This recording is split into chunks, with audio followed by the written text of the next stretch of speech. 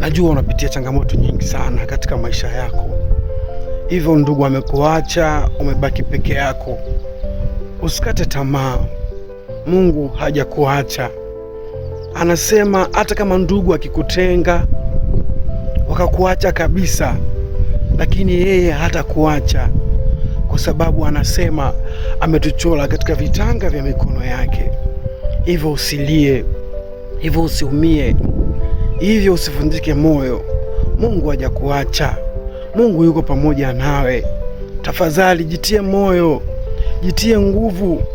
Wewe sio wa kushindwa, wewe sio wa kukaa katika hali hiyo. Mungu yuko pamoja na wewe. Ninaendelea kukusisitiza, Mungu yuko pamoja na wewe. Hayo maumivu unayoyapata, Mungu atayaondoa, hayatakuwepo tena. Usiskipu video hii kama unabarikiwa na maneno haya. Pia usisahau kusubscribe Ayu TV ili iwe baraka zaidi kwako. Mungu akubariki sana.